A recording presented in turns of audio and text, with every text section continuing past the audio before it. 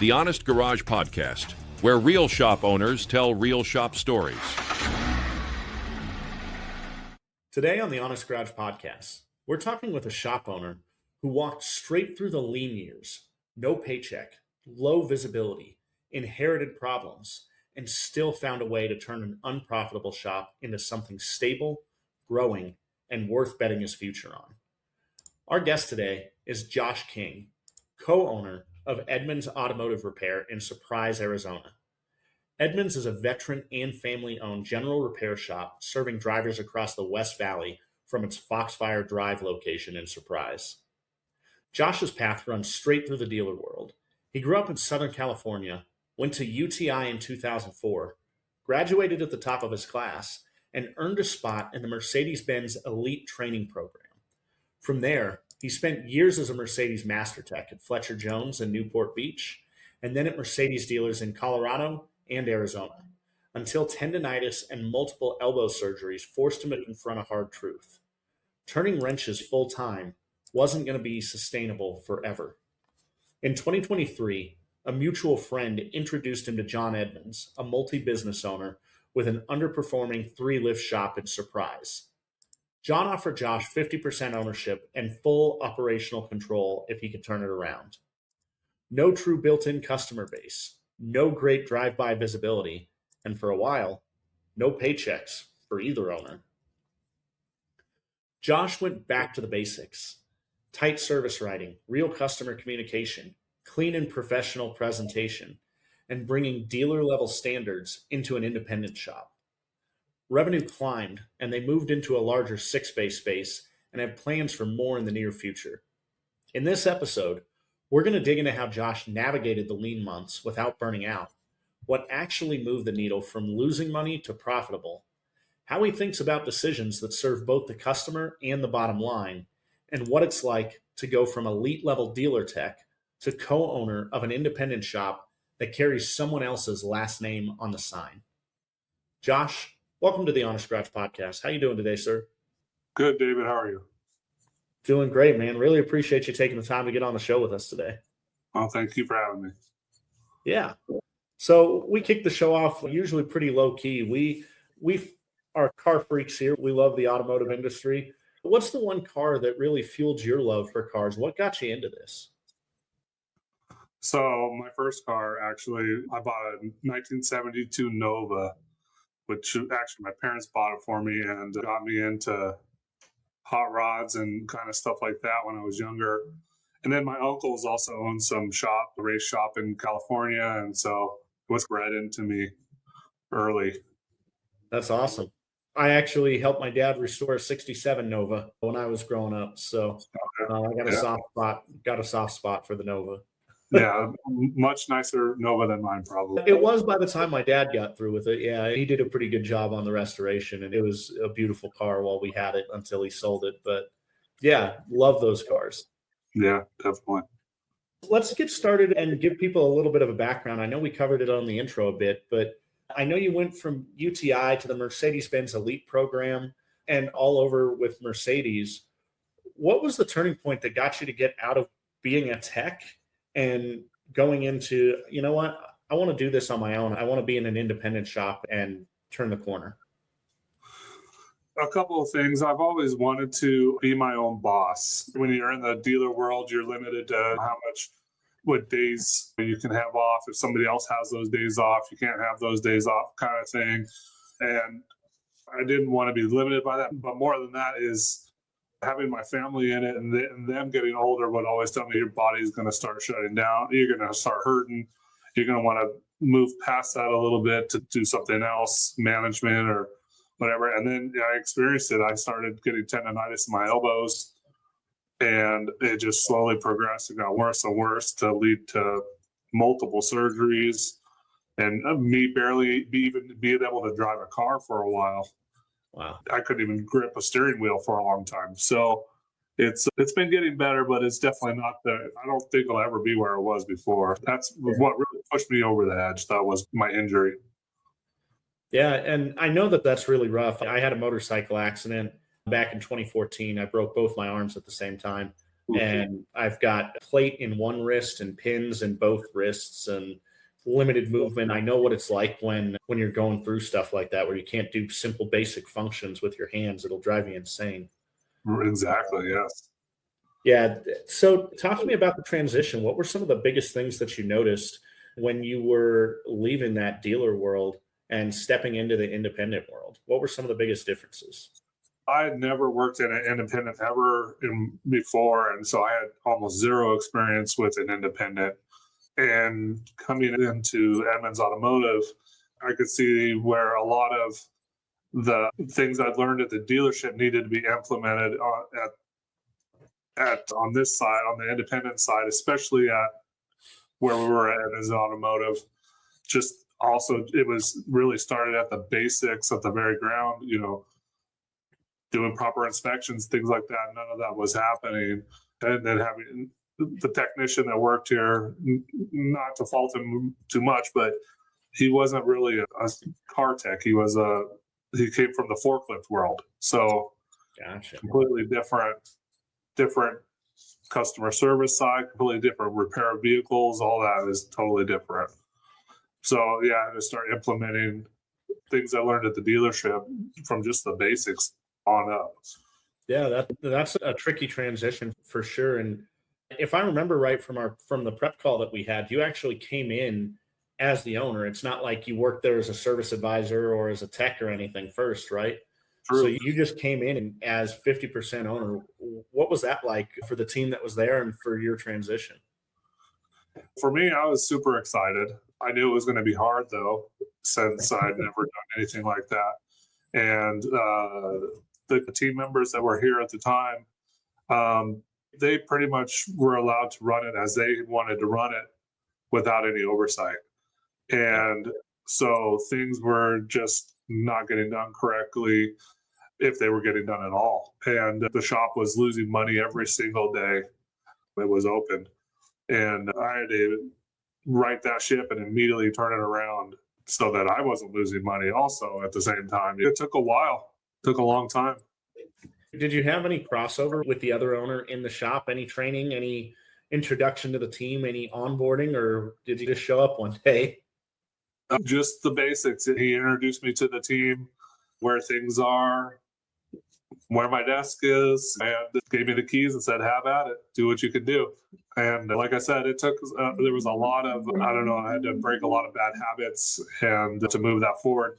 And since they weren't used to having a boss, basically somebody overseeing them constantly, it was very hard for them also. Yeah. Talk to me about the agreements between you and your business partner there at the beginning and how that kind of came into place. And I don't think a lot of our listeners or a lot of other shop owners are really familiar with just being given 50% ownership of something without buying in. So walk me through that a little bit. So I was looking for a shop to buy. I almost bought a little lube like oil change place, and I backed out at the last minute after seeing their profit and loss statements weren't making sense. So that didn't work out. And then my friend Pat, who owns a body shop around the corner, introduced me to John, because John had mentioned to him that he was thinking about selling it. He'd been open since 2019, so he'd been open 3 or 4 years and had to keep putting money into it to keep it afloat, to keep it going. And he had some hesitation with wanting to sell it when it came down to the end of it. He wasn't sure if he wanted to sell it. He wanted to maybe give it another chance. And so we shook hands, and I said, if you ever want to change your mind, let me know. Then a couple of weeks later, he called me, and we met again, and he said, hey, I have this idea. And he floated me an idea of basically he'll offer me 50% of the shop if I come in and run the shop, turn it around, and make it profitable. And I jumped at the idea. At first, I was apprehensive of having a business partner because you can't have two kings. You can't. It doesn't work. But he also told me that he would be pretty hands off and that he would leave everything to me to run, which is how it's been. And it's been great. I inform him on usually any big decisions, but otherwise he's hands off, and it's been great. Yeah. So I know our primary audience is other owners out there, but if there is somebody coming from a tech background or from a different background in the industry, what do you think it was about the conversation that you had with John that made him confident enough to trust you with turning 50% of the business over to you? I think that he had maybe he's a very trusting person, and I think that he didn't have much to lose at that point because he was either going to close the doors really or try and sell the business. And with the way the business had been going, it wasn't worth really anything because if you're not profitable, it's not worth much. So I think that he wanted to try this one last time, and him offering me this, plus my friend Pat had vouched for me, and he knew both of us, gave him a little bit more comfort in offering the ownership. Yeah. And so from your perspective, then what was it that you saw in the shop that made you say, you know what, I'm willing to not take a paycheck for a little while I right the ship? What was the opportunity that you saw that made it feel like Edmunds was going to be the right home for you? One of the biggest opportunities is I wasn't going to have to come out with hundreds of thousands of dollars for one. So that makes perfect sense. Plus, he had the infrastructure in the shop to have a good shop. He had multiple lifts. He had a big lift. We had 3 lifts at the first shop, 2 10,000 pounds and 1 15,000 pound. Oh. And he had a few accounts, fleet accounts and things like that. They just needed to be turned around and molded to make money, to be profitable. When I first started, we had 1 technician, and John had an agreement with this other company that this technician would go to them to do the work. That leaves nobody here to do the work when cars come in here. So that had to change quickly, and it worked out for a while. And then that company was over 20 miles away. So that's a lot of downtime of drive time. Tons of downtime and drive time. And so there is no efficiency when you're into that. And so that all had to change, and it changed pretty quickly. Yeah, so that kind of stuff. But he had all the basics and the infrastructure. We had tire machines. We had all that. I could see that it had potential. That's great, man. When you first got in, where did you start? Like for guys that are trying to audit or guys who are trying to turn their shop around, what were the first couple of things that you just had to attack to stop the bleeding? Where did you go first? There were no profit and loss statements or anything like that had ever been generated. First, you got to get your baseline of where you're even at.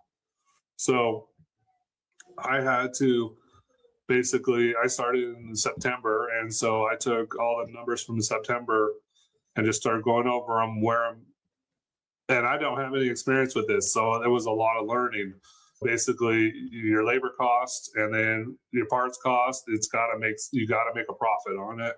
And just started at the basics, going from there, and then making the shop more efficient, not having somebody stand around for hours and hours without work, getting work into the shop, advertising. Because there were days where we would only have 1 or 2 appointments, and it might be just an oil change. That's nothing. That's 30 minutes in and out. Yeah, it's an opportunity to get something, but it's just not enough work to sustain anything. So the biggest thing was trying to get the car count up and get the cars in, along with knowing where to cut the fat.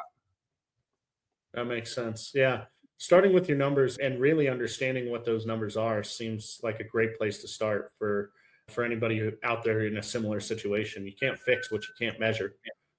Exactly. Yeah, you don't know. Exactly.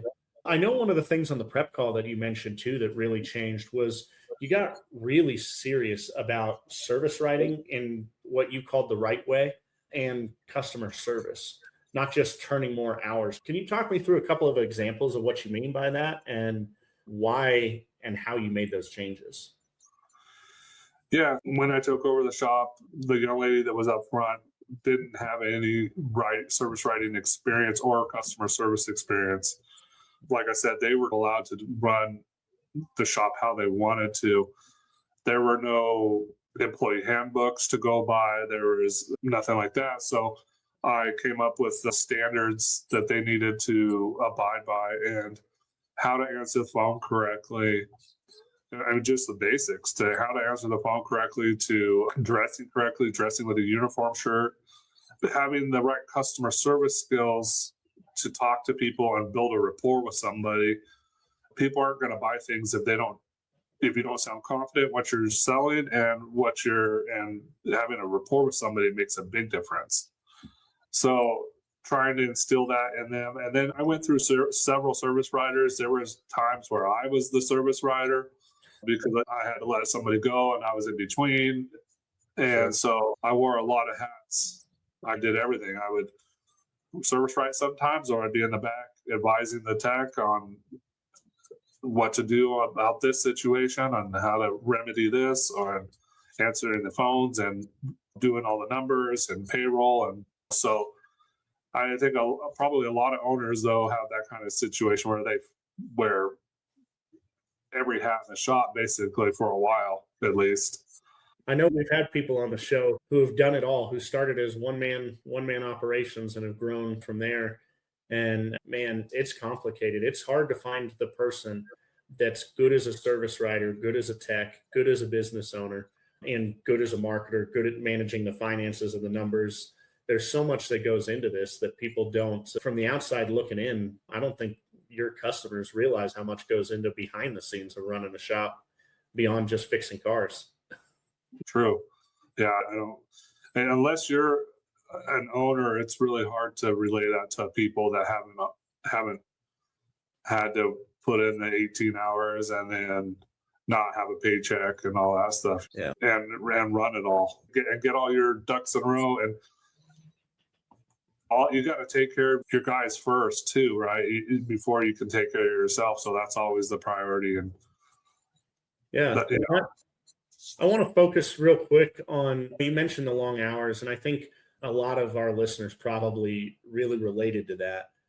I know when you're doing that, you're not taking paychecks, you're not making what you know you could somewhere else. What kept you from getting burnt out, do you think? How did you balance what had to be done and stay in a good mental headspace? I had a lot of motivation because I couldn't go back to what I was doing. And I knew that I couldn't go back. Barely being able to drive a car, let alone hold a wrench and put 100 foot-pounds on a torque wheel or something, that was not going to happen for me. And I worked at the dealer for so long and I worked hurt. I knew that it was getting to the point where I was having to ask other people, can you pull the cylinder head off this engine like that? And I couldn't go back to that anymore. I take all the bolts out. Hey, can you come over and lift this thing off? Because I couldn't do it. And I knew that I couldn't go back to that anymore. And that's really what I know best is automotive. And my motivation was that I had to make this work. There was no other choice. Yeah, I agree. And just to be clear for everybody out there listening, we're not recommending you injure yourself or you need multiple surgeries, but sometimes the idea of having no exit strategy, eliminate your exit routes and force yourself to figure it out maybe is the best strategy. Right. And then also just, you can't give up on anything. There were so many times where I could have just gave up and because I didn't know what I was doing or something happened to a car and I didn't know how to handle it or this and that. And you can't give up. You have to just keep going and going. And yeah, I love that, man. That mindset shift and the mentality, I think, goes so much into making a good owner, because in this world, things change, or your good day can turn to a bad day on a dime. Oh, yeah. You just got to be ready to roll with it a little bit. Right. Right. So imagine a tech who, is like you 10 to 15 years ago, good skills, body's starting to get tired though, thinking about buying into a shop. What would you want that person to know? What would you have want to heard about what it takes to go from the tech side to being the owner? And what advice would you have in that situation for people? Honestly, if you're going to go from being a tech to an owner, you really need to know your numbers. That's nothing I ever had to deal with as a technician. and learning all that, your QuickBooks, all the stuff that goes into the behind the scenes of running the shop, of making the shop work correctly. That's where I spent tons of my time. The shop was open 8 to 5, but I would stay till super late hours, or I'd go home and then I was trying to learn how to do QuickBooks or learn how to balance this or that. And there's a big learning curve and all that. I would take some time to learn those before you jump in blindly, basically. What are some of the resources that you used to learn what you had to learn to be a shop owner? Were you a part of a coaching group, or kind of self-taught, or a little bit of both? So I learned the hard way. I was self-taught on most things. Luckily, I was able to, I hired a CPA to help me with everything. Yeah. And she has been really good at getting me all up to speed on all that kind of stuff. And at this point, she's taken over that section of the shop. But a lot of it was just me diving in. And as cheesy as it sounds, I'd watch YouTube videos on how to do something like that, and then pick up a little part from this video and that video and put it together and then make it work. Yeah, I think that's actually a really good point for us to focus on for a little bit. Is there are so many great coaching organizations out there in the industry, and there's people where you can go specifically to learn the numbers side of this industry.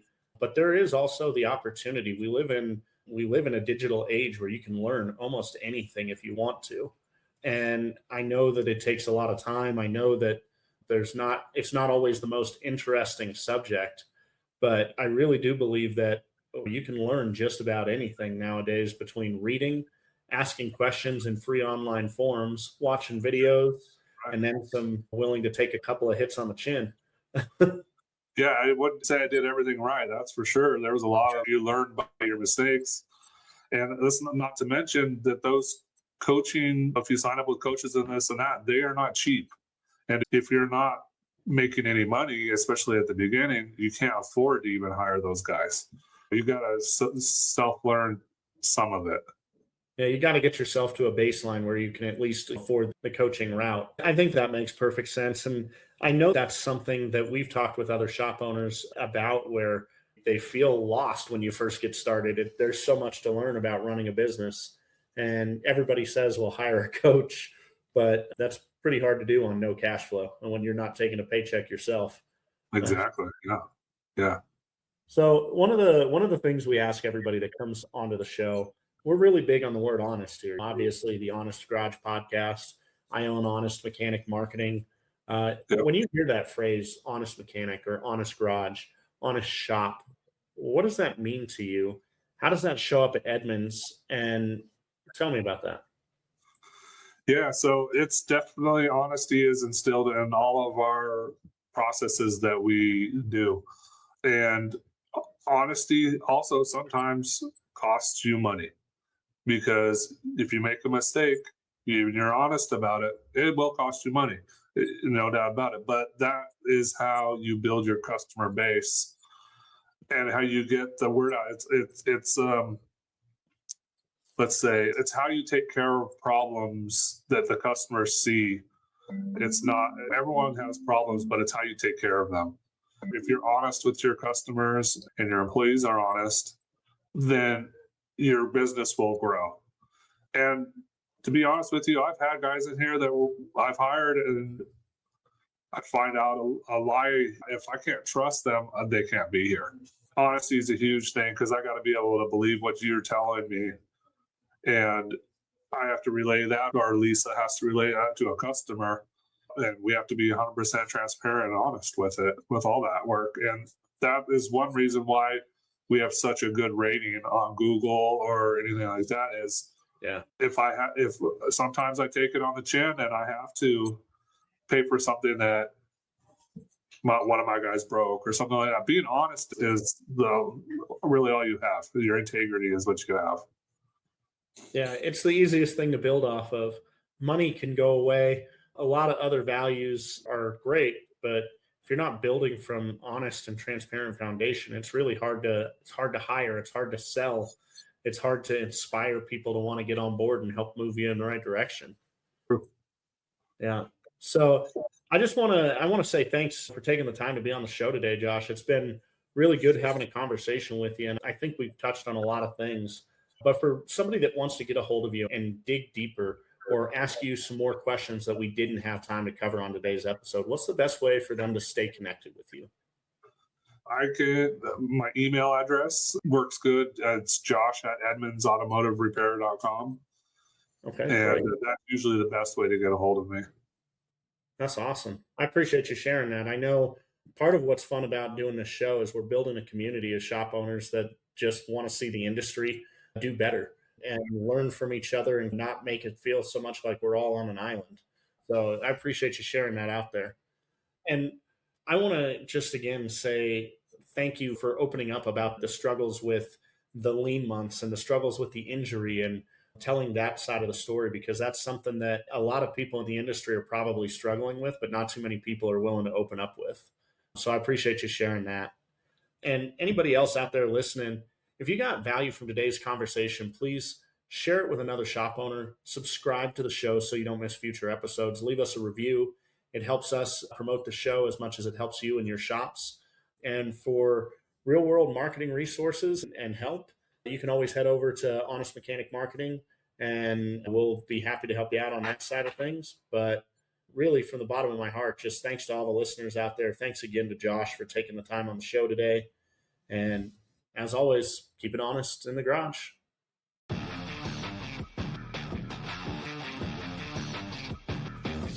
We gain most of our knowledge by realizing we need to change or grow, and then seeking out those people who know more than we do, and then being teachable and being willing to change. You're looking at it as this, you're no longer husband and wife.